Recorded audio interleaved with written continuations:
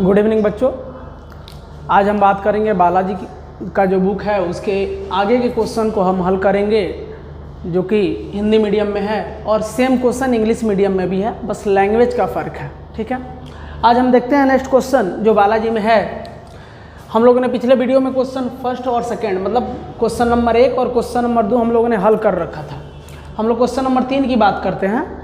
सब इजी है, बस हमें याद होना चाहिए जो फार्मूला मैंने प्रूफ कराया है, alpha plus beta, alpha into beta, वो जो रिलेशन है, जो संबंध है मूलों और गुणांकों के बीच का संबंध, उसी पर आधारित सारे के सारे प्रश्न हैं। ठीक है, जिन लोगों ने संबंध वाला जो फार्मूला है मूलों और गुणांकों के बीच का जो संबंध है, वो वीडियो अगर नहीं देखा है तो सबसे पहले वीडियो सेकेंड जरूर देख लीजिएगा, पार्ट 2 में वो मिल जाएगा आपको। जरा इसको देखते हैं। क्वेश्चन नंबर 3 की बात करते हैं। आपके स्क्रीन पर एक question as a book show कर दिया जाएगा, देखिए ध्यान से। यदि अल्फ़ा बीटा बहुपद 4x² + 3x + 7 4x² + 3x + 7 के मूल हैं तो अल्फ़ा इंटू बीटा का मान बताएं। ठीक, ये हमारे पास प्रश्न है। जरा इसका हल देखिए। क्वेश्चन नंबर 3, मैं क्वेश्चन नंबर 3 का हल कर रहा हूँ, ध्यान से देखिए इसको।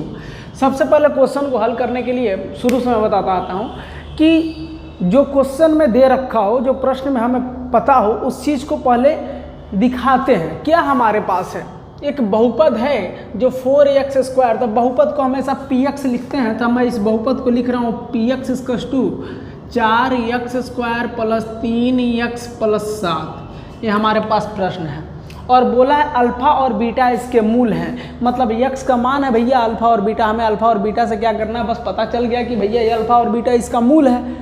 जब अल्फ़ा बीटा मूल है तो संबंध भी होगा, तो इसके मूल हैं अल्फ़ा और बीटा, पहले ही बोल दिए इसके मूल हैं, तो अल्फ़ा इंटू बीटा का मान बताएं। ये बहुत आसान है, अल्फ़ा इंटू बीटा तो संबंध में फार्मूला ही डायरेक्ट लिख देंगे। बाय द वे उसके लिए हमें ABC पता होना चाहिए। अब इस प्रश्न को देखिए और सबसे पहले पता करिए ABC है क्या। x² के बगल में जो होता है वो हमारा a का काम कर रहा है, तो x² के बगल में +4 है, तो a = लिखेंगे 4, b क्या है 3 और c क्या है 7 है। ABC हमें पता चल गया। अब हम आगे देखेंगे संबंध क्या होता है। प्रश्न से लिखेंगे, प्रश्न में बोला अल्फ़ा और बीटा इसके मूल है, तो उसको लिख सकते हैं या फिर ना भी लिखे कोई दिक्कत नहीं, लेकिन हम लिख दे रहे हैं अल्फ़ा और बीटा px का, मैंने इसको px लिया है क्योंकि बहुपद को px बोल सकते हैं। अल्फ़ा और बीटा px का मूल है। ठीक है, मैंने लिख दिया, जैसा क्वेश्चन कहा था, जैसा प्रश्न ने कहा था उस चीज़ को मैंने दर्शा दिया। अब जब इसके मूल हैं तो मूल जब होता है तो संबंध भी होता है, तो उस संबंध को आप दर्शा दीजिए। तो संबंध 2 होता है। एक क्या होता है, अल्फ़ा प्लस बीटा बराबर -b/a। b का मान पता है, b कितना है 3 है, a कितना है 4 है, यानी 3/4 लिख सकते हैं अल्फ़ा प्लस बीटा = बस लिख देना होता है। और अल्फ़ा इंटू बीटा = c/a होता है, तो हम अल्फ़ा इंटू बीटा भी लिख सकते हैं। लेकिन प्रश्न में जो बोला है हम केवल उसका ही इस्तेमाल करेंगे। जब हमें अल्फ़ा प्लस बीटा की आवश्यकता नहीं है तो हम उसको नहीं लिखेंगे, लेकिन अगर आप लिखना चाहें तो लिख सकते हैं। कैसे लिखेंगे, पहले लिखेंगे हम जानते हैं, या फिर वो ना लिखे डायरेक्ट लिखे अल्फ़ा प्लस बीटा = होता है -b/a। ठीक, जो कि दिख रहा है, तो अल्फ़ा प्लस बीटा = हो जाएगा, b का मान कितना है 3, माइनस फार्मूला में होता है यानी -3/4। अगर प्रश्न में ये पूछा होता तो मैं इसको भी आंसर लिख देता, लेकिन इस प्रश्न में इसकी आवश्यकता नहीं है, इस प्रश्न में इसकी आवश्यकता नहीं है, तो लिख दी हो तो कोई बात नहीं, छोड़ दो, क्या दिक्कत है। लेकिन अगर नहीं पूछा है तो हमें इसकी आवश्यकता नहीं है, तो हम इसे दिखाएंगे भी नहीं, क्योंकि ये मात्र 2 नंबर का प्रश्न है, तो ज़्यादा बढ़ाने की आवश्यकता नहीं है। डायरेक्ट जो पूछा है उसको देखते हैं। अल्फ़ा इंटू बीटा पूछा है, तो दूसरा संबंध क्या होता है, तुरंत लिखेंगे हम जानते हैं अल्फ़ा इंटू बीटा = c/a। ठीक, ये होता है। आप इसे इंग्लिश में भी लिख सकते हैं, वी नो दैट। ठीक है, कोई दिक्कत नहीं है, हिंदी वाले इंग्लिश का इस्तेमाल कर सकते हैं। तो अल्फ़ा इंटू बीटा = c/a। तो अल्फ़ा इंटू बीटा, सी कितना है 7 है, ए कितना है 4 है, सी के जगह 7 लिखेंगे और ए के जगह 4 लिखेंगे, नीचे है बट्टा 4, बस आंसर हो गया, बस आंसर होगा। प्रश्न में बस यही पूछा था, ये 2 नंबर में ही आता है, तो इतना काफ़ी है 2 नंबर के लिए, इसको आप नोट कर ले। एक इजी क्वेश्चन था, बहुत आसान था।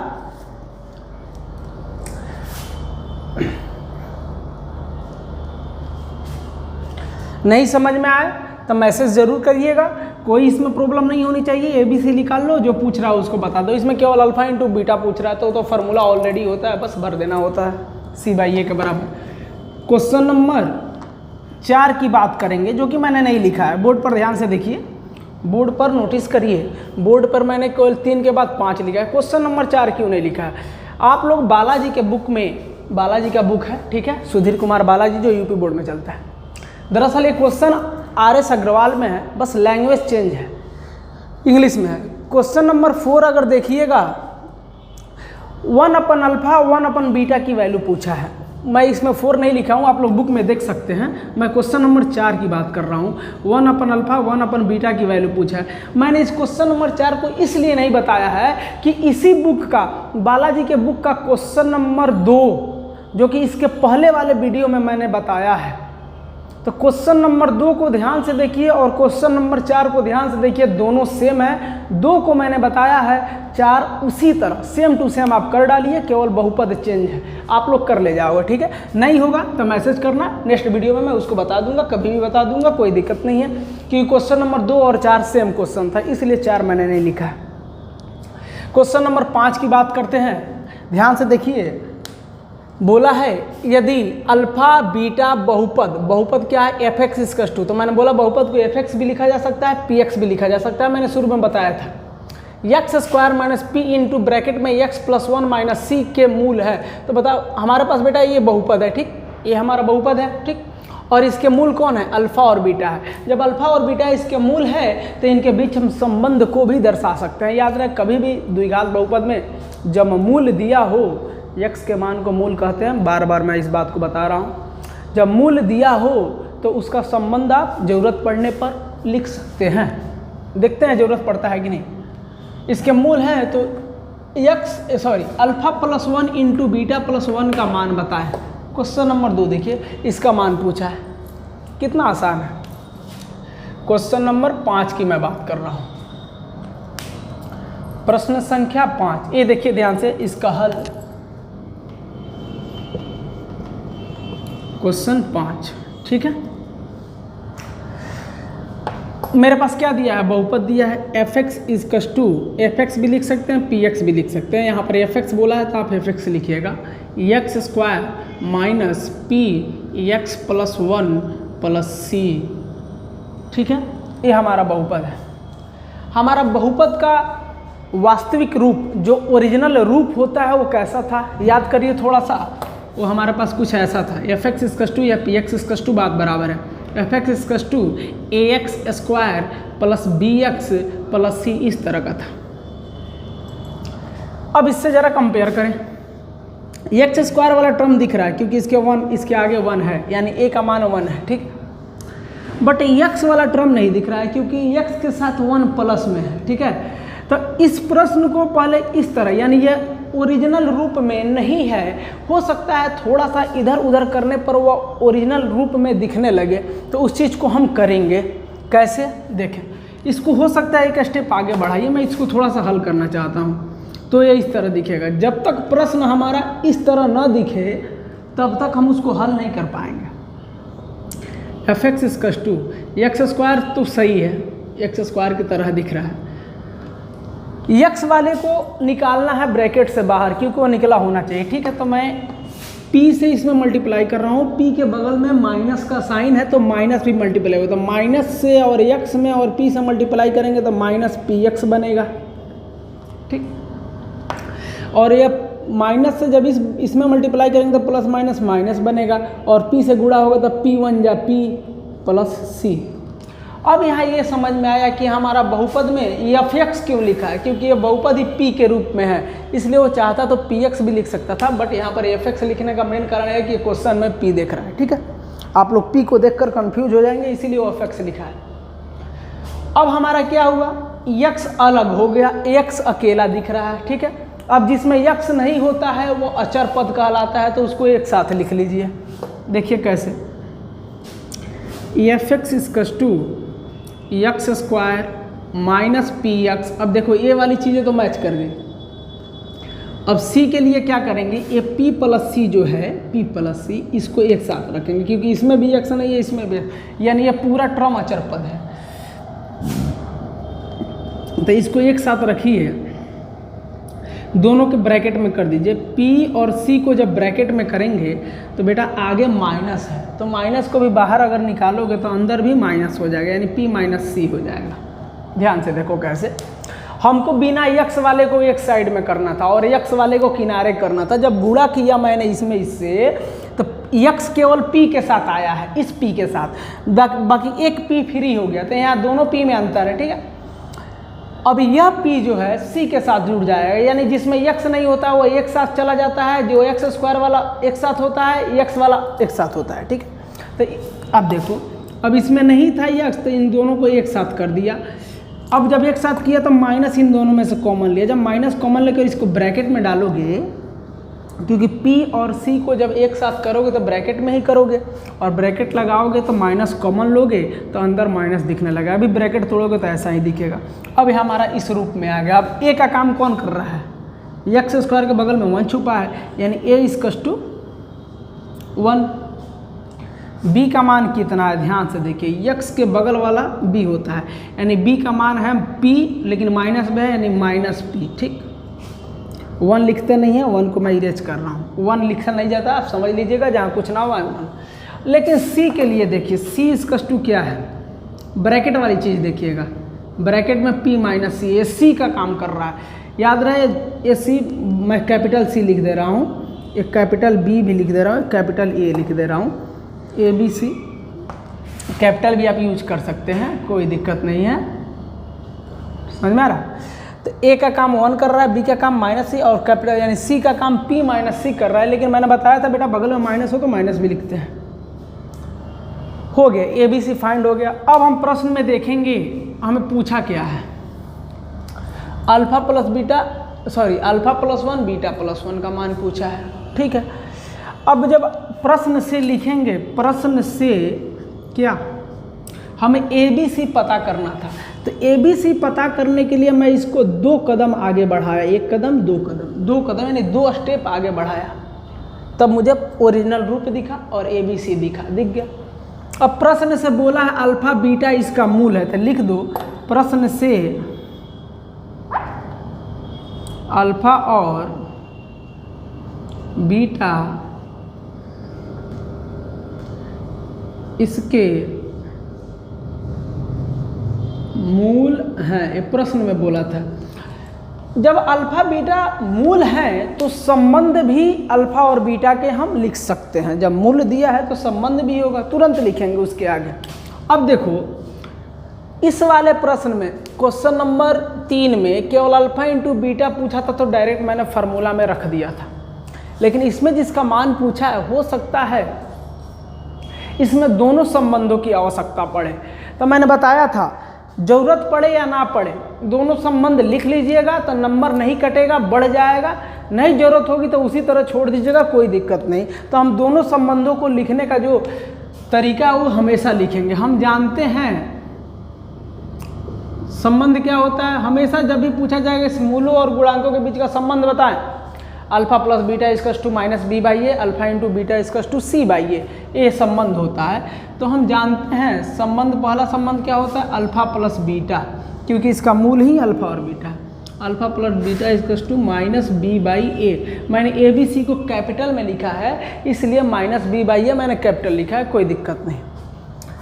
अब देखिए क्या मिल रहा है यहाँ से, alpha plus beta equals to minus B, तो माइनस को रहने दीजिए, बी का मान कितना है माइनस पी है, तो इसको ब्रैकेट में माइनस पी लिख दीजिए, क्योंकि ऑलरेडी ये माइनस में है, फार्मूला माइनस होता है। ए का मान कितना है, यहाँ से देखिए ए का मान कितना है 1 है, तो नीचे 1 लिख दीजिए। अब देखिए क्या आया, alpha plus beta equals to minus minus plus, plus लिखते नहीं हैं, p हो जाएगा नीचे का 1, वो लिखते नहीं है यानी 1 नहीं लिखेंगे, मतलब अल्फा प्लस बीटा का मान आ गया p, ठीक है, केवल p ही उसका मान होगा। इसको इक्वेशन 1 समीकरण नंबर 1 मान लीजिए, ठीक। पुनः एक और संबंध क्या होता है उसको भी निकाल कर रख लीजिए। मैंने जैसा कहा कि दोनों संबंधों को निकाल कर रख लिया जाता है। अल्फा इंटू बीटा बराबर क्या होता है c/a। बार बार फार्मूला लिखने की आवश्यकता नहीं है, याद हो तो डायरेक्ट मान रखो। c का मान कितना है माइनस a, हमारा पूरा टोटल का टोटल c का मान है, तो c के बदले लिखेंगे माइनस p माइनस c, जैसा दिख रहा है वैसा आप अपन a का मान कितना है 1 लिख दिया। उसको देखिए हल करिए क्या मिल रहा है, alpha into beta equals to minus से जब मल्टीप्लाई करेंगे तो ब्रैकेट टूट जाएगा, minus p minus minus plus c, minus minus plus c, नीचे का 1 नहीं लिखा जाता है तो इसको ऐसे, यानी अल्फा इंटू बीटा का मान आया c माइनस p, या फिर सीधा बोलेंगे माइनस p प्लस c। इसको समीकरण 2 मान लीजिए। तो इस तरह का प्रश्न में जब भी किसी का मान पूछे अल्फा बीटा से संबंधित, अल्फा बीटा से संबंधित जब भी किसी भी प्रश्न में उसका मान पूछे तो पहला काम बेटा हमेशा याद रखना, दोनों संबंध को निकाल के रख लिया जाता है। पहला काम तो ये हमेशा दिमाग में रहना चाहिए कि दोनों संबंधों को निकाल कर रख लिया जाता है।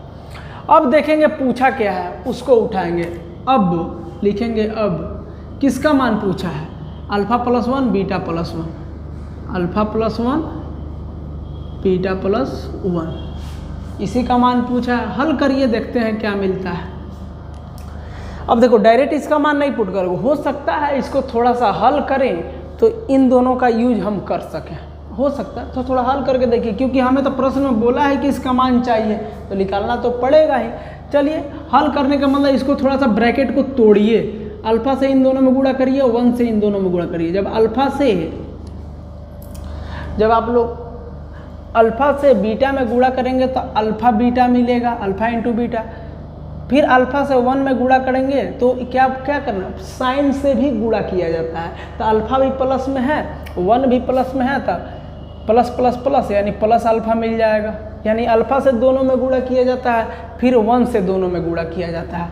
और जब 1 से गुणा करेंगे तो प्लस बीटा और प्लस प्लस प्लस 1 1 जा 1, ठीक। यानी इन दोनों को जब ब्रैकेट को तोड़ोगे तो यहीं आएगा, चेक करके देख लो। अब क्या मिला, एक तो अल्फा इंटू बीटा मिल गया जिसका मान तुम्हें पता है, समीकरण 2 में देखो, और ये भी देखो अल्फा प्लस बीटा भी मिल गया है। इसको एक ब्रैकेट में कर दो कि ये दोनों प्लस में है, ब्रैकेट में करोगे तो साइन में परिवर्तन नहीं होगा, जब माइनस होता है तब साइन में परिवर्तन किया जाता है। अब प्लस 1 की बात करते हैं, उसको उसी तरह छोड़ दो। अब समीकरण 1 और 2 से लिखेंगे, समीकरण 1 और 2 से, समीकरण 1 और 2 से, ठीक है। दोनों का यूज करने वाले हैं, अल्फा इंटू बीटा के बदले हम यूज करेंगे इसका, तो हम इसके बदले लिख रहा है ये माइनस p प्लस c, ठीक। यहाँ प्लस का साइन है तो प्लस लगा दीजिए। अल्फा प्लस बीटा के लिए क्या इस्तेमाल करेंगे, alpha plus beta equals to p, यानी इसके लिए हम यूज करने वाले हैं ओनली p, केवल p, ठीक है। अब प्लस 1 है तो 1 को 1 ही रहने दो, क्या दिक्कत है।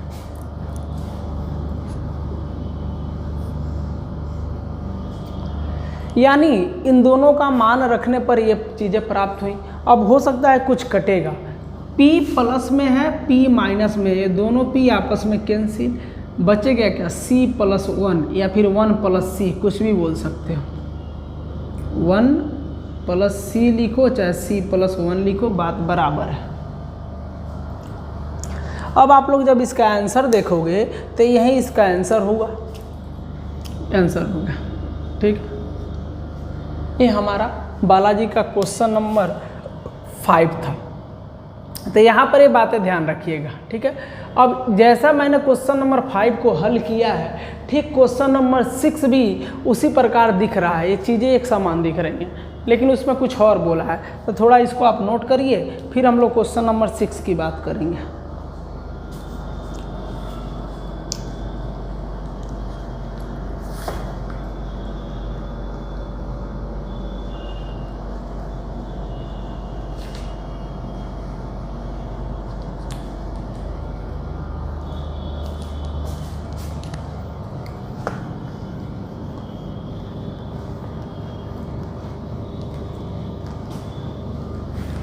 अब देखिए 2 प्रश्न हो चुके, इसी तरह हम धीरे धीरे सारे प्रश्नों को हल कर ले जाएंगे, ठीक है। यानी क्वेश्चन नंबर 3 और क्वेश्चन नंबर 5 हो चुका है। क्वेश्चन नंबर 4 क्यों नहीं हुआ है? क्योंकि वो क्वेश्चन नंबर 2 की तरह सेम है, जिसको मैंने इसके पहले वाले वीडियो में बताया है, उसको ध्यान से देख लीजिएगा। अब हम क्वेश्चन नंबर 6 की बात करने वाले हैं, प्रश्न संख्या 6, ठीक। हल करेंगे प्रश्न संख्या 6 की। जो दिया है उसको लिख लो। बहुपद क्या है? बहुपद को px लिखो चाहे fx लिखो, बात बराबर है। क्या दिया है? x square minus P X plus 1 plus C. तो बोला है कि यदि अल्फा बीटा बहुपद इसके बहुपद इतना के मूल है, अल्फा बीटा इसके मूल है, तो संबंध हम दिखाएंगे जरूर जब आवश्यकता पड़ेगा। और alpha plus beta into beta plus alpha plus 1 into beta plus 1 equals to 0 है। उसमें बराबर 0 नहीं दिया था, इस प्रश्न में बराबर नाम का कोई चीज़ नहीं था, लेकिन इसमें बराबर 0 दिया है, तो ये समीकरण बन गया। अब इसका मान नहीं पूछेगा, क्योंकि जब बराबर 0 दे दिएगा तो इसका मान नहीं पूछेगा, मान किसी और का पूछा होगा। तो c का मान बताएं, यानी इस बहुपद में हमें c दिख रहा है, इसी का मान पूछा है। क्योंकि c का मान निकालने के लिए अल्फा और बीटा के अलावा किसी और चीज़ का मान पूछे तो जरूर कुछ ना कुछ परिवर्तन करेगा, जो कि बराबर 0 है, वही परिवर्तन के रूप में ध्यान से देखिए। खैर उसका इस्तेमाल करेंगे हम। पहले हम इसको देखें कि बहुपद की तरह दिख रहा है कि नहीं। ax square plus bx plus c की तरह दिखना भी तो चाहिए। x इसमें ब्रैकेट में है, जैसा कि इसमें था उसी तरह इसमें होता है। इसका भी ब्रैकेट तोड़ेंगे, 2 कदम इसको बढ़ाएंगे, तब जाकर ये हमें ओरिजिनल रूप की तरह दिखेगा। चलिए तोड़ते हैं इसको। x स्क्वायर जब माइनस पी से गुणा करेंगे तो माइनस पी एक्स, अब plus minus minus P plus C, ऐसे दिखेगा।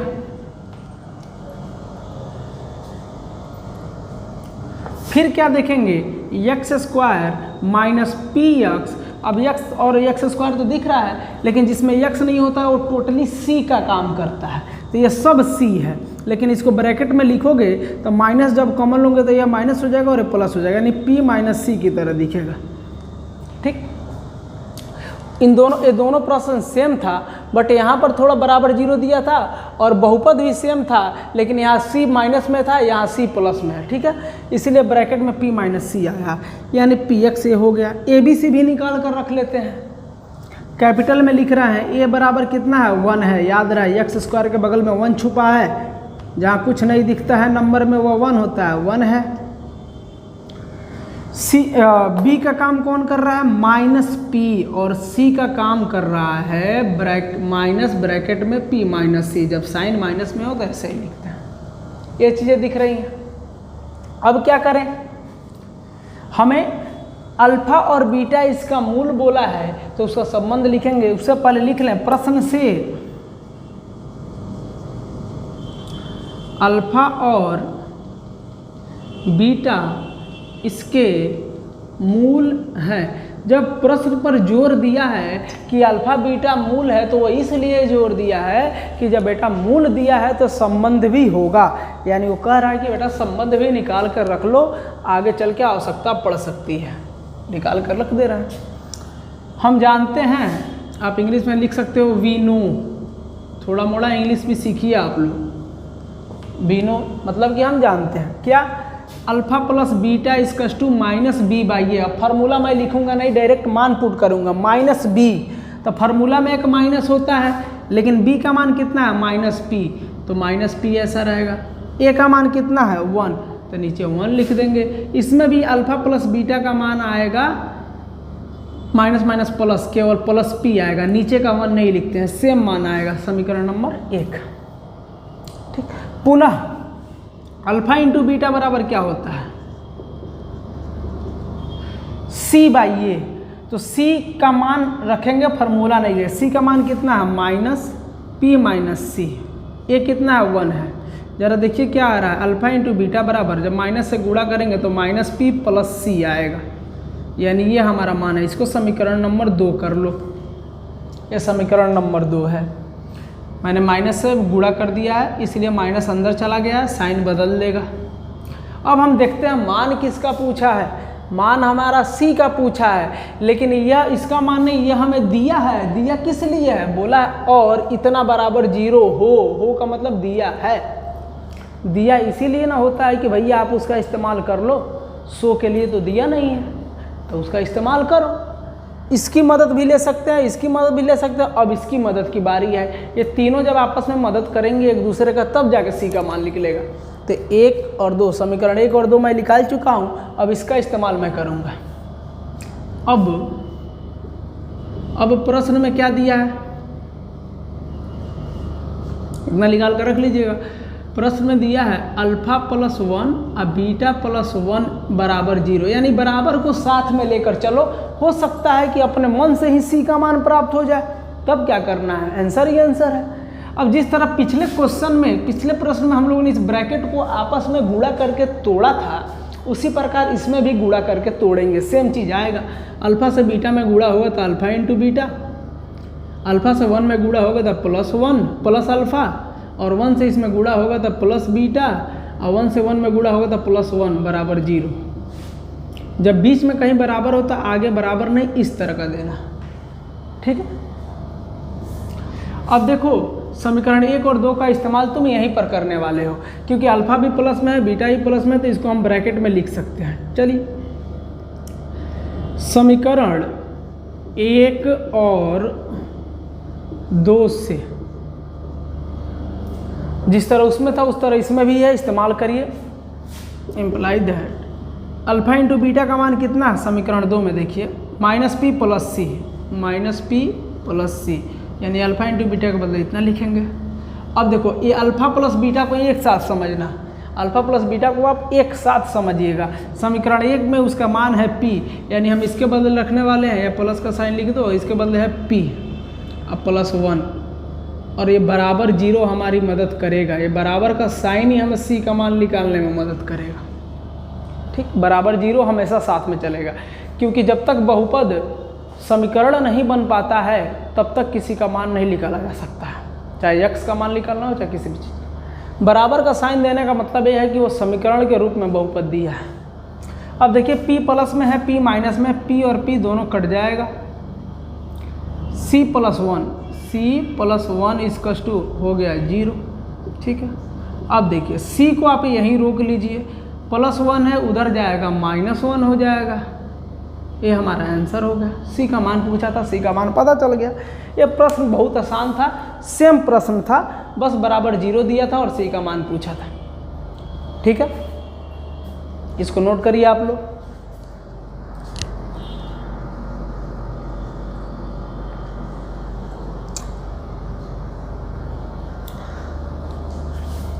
ये सब बालाजी के प्रश्न हैं, ठीक है, आप लोग इसे देख सकते हैं। यूपी बोर्ड में ये सब क्वेश्चन पूछे जाते हैं, पहले भी पूछे जा चुके हैं, इस पर थोड़ा ध्यान दीजिएगा।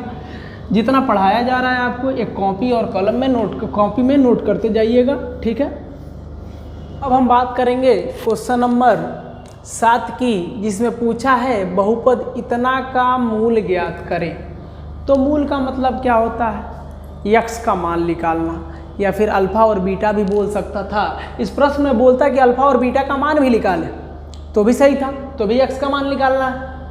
इसमें पूछा है मूल निकालें, तो भी x का मान ही हुआ, और शून्यक भी बोलता तो भी x का मान। इसमें बोला है मूल को शून्यक ही बोलते हैं, तो हमें किसी भी तरह इस बहुपद को क्या करना है, x का मान निकालना है, ठीक है। देखते हैं, अब x का मान निकालने के लिए हम गुणनखंडन विधि का प्रयोग करते हैं। गुणनखंडन विधि हमारा क्या कहता है कि 1/6, यानी x के बगल वाला जो बीच वाला पद होता है उसको 2 हिस्से में तोड़ना होता है, ठीक है। तोड़ने में मज़ा तब आता है जब वो नंबर बट्टा में ना हो, क्योंकि बट्टा में है तो तोड़ोगे थोड़ा सा डिफिकल्ट हो जाएगा, तो उसका पहले बट्टा हटाने का प्रयास करते हैं, तब तोड़ेंगे गुणनखंडन विधि। गुणनखंडन विधि मैं पहले भी बता चुका हूँ, फिर बता रहा हूँ। तो इस क्वेश्चन को हल करने के लिए सबसे पहले 1/6 को हटाने का प्रयास करो। तो 1/6 कब हटेगा? जब इसके भी नीचे 1 है, इसके भी नीचे 1 है। 1 6 6 का लॉसल लो, 1 6 6 का एलसीएम निकालेंगे तो नीचे 6 आएगा। अब जो भिन्न का जोड़ घटाव जो पढ़े हो वही तरीका आजमाओगे तो 6 इससे इसमें भाग दिया जाओ, इससे गुणा कि यहाँ पर 1 छुपा होता है तो यहाँ पर आ जाएगा 6x²। ये 6 6 सेम है तो वैसे ही लिख दिया जाता है -1x और यहाँ पर हो जाएगा 12। अब क्या हुआ, 6 सबके बट्टा में चला गया तो 1/6 को भिन्न के रूप में कॉमन ले सकते हैं। तो 1/6 को आप कॉमन ले लीजिए और एक ब्रैकेट में इसको लिख दीजिए ऊपर वाले को 6x² -1x। देखिए यहाँ पर माइनस है, ठीक है, और यहाँ प्लस है तो इसको आप सुधार लीजिए थोड़ा सा, ठीक, यहाँ माइनस है। तो जब मैंने 1/6 1/6 को जब कॉमन लिया तो कुछ ऐसा दिखेगा, ठीक। एक बार और क्वेश्चन को मिला लीजिए, प्लस माइनस में गड़बड़ी नहीं हो। ये क्वेश्चन नंबर 7 है, x² plus 1/6x -2, x² plus 1/6x -2, सही है। अब देखिए, अब ये बीच वाला जो पद हुआ ब्रैकेट में जो दिख रहा, अब ये हमारा गुणनखंड विधि इसमें लगा सकते हैं क्योंकि अब ये द्विघात बहुपद बना। अब ये हमारा द्विघात बहुपद बन रहा है। ए का काम 6 कर रहा है, बी का काम 1 कर रहा है, सी का काम -12 कर रहा है। अब ये 1/6 अचर पद है, इसको साथ साथ लेकर चलेंगे, इससे हमें कोई मतलब नहीं होता है, ठीक। क्या करेंगे, तरीका क्या होता था याद करिए। गुणनखंडन विधि मैंने बताया है इससे पहले वाले वीडियो में, उसको ज़रूर देख लीजिएगा। उसमें कम से कम 4 क्वेश्चन मैंने बताया है, समझ में आ जाएगा। वही प्रोसेस यहाँ पर, डायरेक्ट इसको ना समझिएगा, पहले उसको देख लीजिएगा। गुणनखंडन विधि में मैंने बताया था कि किनारे और किनारे वाले पद से कोई मतलब नहीं होता है। जो किनारे किनारे का पद होता है उससे कोई मतलब नहीं होता, उसको उसी तरह लिख दिया जाता है, यानी 6x² और -12 से हमें कोई मतलब नहीं है और इस प्लस से भी कोई मतलब नहीं है, ठीक है। मैंने बताया था कि इस किनारे जो पद है 6x² उससे भी कोई मतलब नहीं, इस किनारे जो है -12 उससे भी कोई मतलब नहीं, और यहाँ पर जो x है उससे भी कोई मतलब नहीं होता है, x उसी तरह लिख दिया जाता है। अब बारी आती है x के बगल में जो पद होता है उसकी। तो x के बगल में क्या है, 1 है, तो उसके लिए हम एक कोष्टक लगाते थे, तो 1 के लिए मैं एक कोष्टक लगा दे रहा हूँ। और याद करिए वो तरीका क्या है जो मैंने बताया था। वो तरीका क्या है कि 1 को तोड़कर 2 पार्ट में बांटना होता है। इस कदर बांटिए कि किनारे और किनारे वाले के गुणा करने के बराबर वो नंबर आए, ठीक है। तो इसके किनारे 6 है, इसके किनारे 12 है, 12 और 6 को गुणा करेंगे तो कितना आएगा, 12 छक 72 आने वाला है। मतलब 1 को जब 2 हिस्सों में बांटना होता है तो हम सीधे चले जाते हैं इन दोनों के गुणा पर। जब इसको भरने की बारी आती है, इसका मतलब इसको तोड़ने की जब बारी आती है बीच वाले पद को, तो हम पकड़ते हैं इस किनारे किनारे वाले को गुणा करके। तो 12 और 6 का गुणा करेंगे तो 72 आएगा, ठीक। उसी से हमें मिलने वाला है। कैसे, ट्रिक क्या होता है, जो गुणा करने पर आता है उसका गुणनखंड निकालिए, एलसीएम निकालिए। ये तो पढ़े होंगे, 2 से 36 बार में, फिर 2 से 18 बार में, फिर 2 से 9 बार में, फिर 3 से 3 बार में, फिर 3 से 1 बार में। हमें क्या नंबर मिला, 2 मिला, 2 मिला, 2 मिला, 3 मिला, 3 मिला, ए मिला। यह 5 हिस्सों में मिला है, इसका 5 गुणनखंड है वो। उसको किसी भी तरह के गुणा करके प्लस माइनस करके दो पार्ट में करो, किसी को भी गुणा करके। कुछ ऐसा करो कि वो जोड़ने घटाने पर 1 आए। देखते हैं जरा, इसको गुणा करो तो 2 दूना 4, 4 दूना 8, यानी इन तीनों को गुणा करने पर 8 आ रहा है, और इन दोनों को गुणा करो तो 3 3 9 आ रहा है। आ गया कि नहीं, 9 और 8 आया। अब बताओ 9 में से 8 जाएगा कितना होगा, 1 बचेगा, और हमें लाना क्या था, 1 लाना था। यानी 1 के जगह पर हम लिखेंगे 9 - 8। लिखने के लिए तो हम कुछ भी लिख सकते थे, 7 माइनस 6 भी लिख सकते थे तो भी एक आता, बट इसको गुणा करो तो 7 छक्के 42। लाना क्या होता है कि जो भी नंबर लोगे गुणा करने पर इन दोनों गुणा के बराबर है, मतलब 72 के बराबर आना चाहिए। तो 7 माइनस 6 लिखते चाहे कुछ और लिखते तो गुणा करने पर 72 प्राप्त नहीं होता, बट 9 माइनस 8 लिखोगे तो 1 भी आ जाएगा, इन दोनों को गुणा करोगे तो 72 भी आ जाएगा। 9 8 72, यही तरीका होता है। तो मैंने कर दिया, 9 8 72 आ रहा है। अब 72 मिलेगा ही ना, क्यों नहीं मिलेगा, क्योंकि 72 को तो मैंने तोड़कर उसी से तो नंबर सेट किया है। तो 72 एक ट्रिक है, हमें गुणा करने पर इस क्वेश्चन के लिए 72 लाना था। अब क्या करते हैं, इसको हल करते, इस ब्रैकेट को तोड़ते हैं। देखिए px बराबर 1/6, ठीक, 6x²। अब देखो यहाँ प्लस है, इसको गुणा करो, प्लस से मतलब नहीं है, यक्स से दोनों में गुणा करो तो plus 9x plus 8x, sorry plus minus minus, यहाँ माइनस होगा, ठीक, और यहाँ -12, ठीक है। अब क्या करेंगे, px बराबर 1/6। अब इसमें कॉमन लेते हैं, दो का कॉम्बिनेशन बनाकर कॉमन लिया जाता है। पहले दो में से कुछ कॉमन देखो क्या है, कॉमन मतलब जो दोनों में हो। इन दोनों में क्या है, दोनों में इसमें x² है, 2 x है, इसमें 1 x है, यानी 1 x बाहर निकाला जा सकता है, ठीक। इसमें 6, इसमें 9 है, 3 के पढ़ा में 6 आता है और 3 के पढ़ा में 9 भी आता है, यानी 3 भी कॉमन है। तो इसमें 3x कॉमन है, 3x जब कॉमन लोगे तो यहाँ बचेगा 3 दूना 6 2x, और यहाँ बचेगा 3 3 का 9 प्लस 9, क्योंकि 1 x था तो बाहर आ गया। अब इन दोनों में क्या कॉमन लेने वाले हो, मैक्सिमम कितना कॉमन हो सकता है, 4 कॉमन होगा, और दोनों में माइनस है तो -4 कॉमन लोगे तो क्या बचेगा, 4 दूना 8, यानी 2x, 4 3 12, लेकिन माइनस कॉमन लिए हो तो ये प्लस हो जाएगा, प्लस यहाँ 3 होगा बाबू, 3 3 का 9, ठीक है, और यहाँ पर भी 3 होगा, यहीं आएगा। यहाँ पर मैंने 3x कॉमन लिया तो यहाँ 3 आएगा, ठीक है। यहाँ पर मैंने 4 कॉमन लिया तो 4 3 12, यहाँ 3 आएगा। देखो सही तभी माना जाता है जब ये दोनों ब्रैकेट की चीज़ें सेम हो। तो देखो तो 2x + 3 2x + 3 ये चीज़ें सेम है। अब ये गुणनखंडन सही है। अब क्या करते हैं, जो ब्रैकेट में जो सेम है ना, ये चीज़ें सेम है तो उसको पहले लिख लेते हैं, मतलब कॉमन है, दोनों में कॉमन है, एक हिस्सा 2 हिस्सा। इसमें 2x + 3 कॉमन है तो उसको कॉमन ले लो, और एक और ब्रैकेट छोटा सा लगाओ, तो इसमें से ये कॉमन चला गया तो क्या बचा, 3x बचा। इसमें से ये वाला हिस्सा कॉमन चला गया तो -4 बचा, हो गया। अब क्या करेंगे, हमें निकालना है x का मान। क्या निकालना है, x का मान। तो आप लोग को याद होना चाहिए कि x का मान निकालने के मूल प्राप्त करना है, गुणनखंड अगर बोलता प्राप्त करिए तो यह हमारा आंसर सही है। गुणनखंड के लिए इतना आंसर होगा, ठीक, एकदम सही है। गुणनखंड पूछता तो इसको यहीं पर लाकर छोड़ देते, आंसर कर देते, लेकिन हमें मूल पूछा है। तो मूल ज्ञात करने के लिए, x का मान ज्ञात करने के लिए मैंने बताया था, उसके लिए कम से कम हमें समीकरण बनाना पड़ता है, यानी उसको 0 के बराबर करना पड़ता है। तुरंत लिखेंगे, इसलिए px बराबर 0।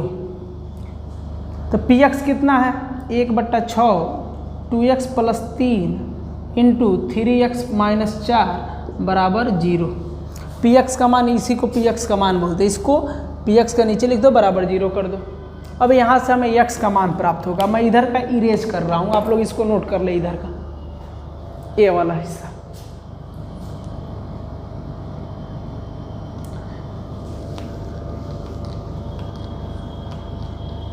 अब देखिए मैं इसको इधर बना रहा। अब 1/6 जो है, अब ये 6 जो है वो तो 0 की तरफ चला जाएगा तो 0 बन जाएगा, ठीक। 6 0 की तरफ जाएगा तो 0 बन जाएगा। तो क्या बचेगा, 2x + 3 3x - 4 बराबर 0। अब ये 0 दोनों के हिस्से में जाता है तो इसको ऐसे लिखेंगे, 2x + 3 बराबर 0 एंड 3x माइनस 4 बराबर 0। मैंने बताया था पिछले वीडियो में 0 दोनों के हिस्सों में जाता है। अब यहाँ से 2x बराबर क्या हो जाएगा -3, या 3 प्लस में है उधर जाएगा -3। अब 2 गुणा में है तो 3 के नीचे चला जाएगा, यानी x अकेले हो जाएगा -3/2। एक ये आंसर आ गया, ठीक। और यहाँ से सेम चीज़ 4 जब उधर जाएगा तब +4 हो जाएगा, 3x बराबर 4, और x के बगल में 3 वो गुणा में है, वो 4 के नीचे चला जाएगा भागा में 4/3। यही हमारा x का मान है, यही अल्फा और बीटा है। तो x का मान ऐसे ही निकाला जाता है, ठीक है। तो हमारा क्वेश्चन नंबर 7 कंप्लीट हुआ, ये भी आसान था। क्वेश्चन नंबर 8 हम देखेंगे, इसको आप नोट करें, ना समझ में आए तो मैसेज ज़रूर करिएगा। क्वेश्चन नंबर 8 की हम बात करते हैं, बहुत आसान है। इसमें द्विघात बहुपद ज्ञात करना है, याद रहे। एनसीईआरटी का जो सवाल मैंने बताया था तीसरे वीडियो में, उसको देखिएगा ध्यान से। उसमें सम और गुणांक दिया था, गुणक दिया था। इसमें बोला है 8 नंबर क्वेश्चन देखिए, द्विघात बहुपद ज्ञात करो। तो द्विघात बहुपद ज्ञात करना, इसका मतलब मुझे फॉर्मूला याद आ जाना चाहिए। px बराबर k into x square minus alpha plus beta into x plus alpha into beta. याद करिए, मैंने बताया था जिसके मूल का मतलब क्या, मूल का मतलब क्या, x का मान 5 और -3 दे रखा है, यानी x का मान 5 और -3 दिया है। और इससे पहले वाले सवाल जो एनसीईआरटी का मैंने बताया था, उसमें क्या दिया था, मूलों का योग और गुणांक, मूलों का योग और गुणांक दे रखा था। तो मैंने कहा था कि उस शब्द पर आप ध्यान दीजिए। तो इसमें ना योग बोला है ना गुणक बोला है, यानी इसमें डायरेक्ट x का मान दिया है। योग और गुणक खुद करना पड़ेगा। चलिए क्वेश्चन नंबर 8 की हम बात करते हैं। देखिए कितना आसान है। 5 और -3 क्या है, किसी बहुपद का मूल है। तो लिखेंगे प्रश्न से 5 और -3 बहुपद को px लिखते हैं, तो px लिखिए, बहुपद px का मूल है। तो कोई भी बहुपद होगा जो px के ही रूप में होगा, मूल है। तो 5 और 3 मूल का मतलब क्या है, x का मान है। इसका मतलब x के मान को अल्फा और बीटा बोलते हैं, ये अल्फा और बीटा वो है, इसलिए माना अल्फा बराबर 5 और बीटा बराबर -3, क्योंकि अल्फा और बीटा तो हम उसी को मानेंगे जो मूल होगा। तो स्पष्ट बोला था मूल है, तो उसको अल्फा बीटा मान लिया। अब प्रश्न से सूत्र से, अब सूत्र से द्विघात बहुपद यानी px बराबर क्या होता है, k इंटू एक्स स्क्वायर। थोड़ा सा और समझिए इसको, यहाँ पर समझिए। px बराबर, हम जिस सूत्र को लगाना है वो हमारे पास क्या है, px बराबर k into x square minus alpha plus beta x into x plus alpha into beta. यही हमारा सूत्र है, यही सूत्र लगने वाला है। याद करिए, द्विघात बहुपद निकालने का सूत्र है। के से हमें मतलब नहीं होता है, के केवल साथ चलता है, उससे कोई मतलब नहीं है। के की जगह 1 भी हो सकता है, के लिखो या ना लिखो बात बराबर है। यानी हमको यह सूत्र लगाना है तो उसमें अल्फा और प्लस बीटा की जरूरत पड़ने वाली है। अल्फा बीटा जोड़ने की जरूरत है और गुणा करने की जरूरत, क्यों ना उसको पहले ही जोड़ के और गुणा करके निकाल लें। तो यहाँ पर कर लीजिए। इसलिए अल्फा प्लस बीटा क्या होगा, अल्फा कितना है 5 प्लस बीटा कितना है -3। सॉल्व करो तो 5 -3, यानी अल्फा प्लस बीटा का मान आ रहा है 5 में 3 गया 2। ये पहले निकाल लोगे तो सूत्र में केवल रखना रह जाएगा, ये हो गया, ठीक। पुनः अल्फा इंटू बीटा क्या होगा, 5 गुणे -3, बीटा इतना है, तो अल्फा इंटू बीटा क्या हो जाएगा, 5 × 15 -15। ये चीज़ें अगर पहले से निकाल कर रख लोगे तो इस फार्मूला में रखना आसान होगा, क्योंकि दिमाग काम करना चाहिए कि द्विघात बहुपद पूछा है और द्विघात बहुपद का सूत्र ये होता है, ये दोनों को जोड़ना होता है, गुणा करना होता है। तो क्यों ना उसको पहले निकाल दें, बाद में उसमें रखते तो उसको भी बढ़ाते, ठीक है। तो पहले ही निकाल दो डायरेक्ट सूत्र से। अब इसके बाद का स्टेप हो रहा, ऐसे ही सॉल्व करिएगा। तुरंत लिखेंगे सूत्र से, ठीक। पी एक्स बराबर के into x square minus alpha plus beta का मान कितना है 2 है। डायरेक्ट हम उसके बदले 2 रखेंगे 2 एक्स बगल में है तो एक्स लिख देंगे प्लस अल्फा इंटू बीटा का मान कितना है -15। तो इसको एक ब्रैकेट में लिखिएगा -15 ऐसे, जब माइनस में हो तो ब्रैकेट में करिएगा। ठीक है, अब क्या करेंगे पी एक्स इक्वल टू के इंटू एक्स स्क्वायर माइनस है कितना है 2x अब प्लस माइनस -15 हो गया आंसर। ठीक है, मेन बहुपद हमारा यही है, के से कोई मतलब नहीं होता है। अभी के और ब्रैकेट को हटाएंगे तो बहुपद की तरह दिख रहा है कि नहीं, द्विघात बहुपद है ना, एक्स स्क्वायर दिख रहा है। ठीक, तो इसी तरह प्रश्न हल होता है। ठीक है, क्वेश्चन नंबर 8 हो गया। अब नेक्स्ट वीडियो में, अगले वीडियो में हम आगे के क्वेश्चन को हल करेंगे और उस वक्त ये एक्सरसाइज समाप्त ही हो जाएगा क्योंकि उसमें भी ज़्यादा क्वेश्चन है। ठीक, एनसीईआरटी वाला मैं बता चुका हूँ, अभी इसमें 2 वीडियो और लगेंगे इस एक्सरसाइज को समाप्त करने में। ठीक है, तो इसको आप देखते रहिएगा। धन्यवाद।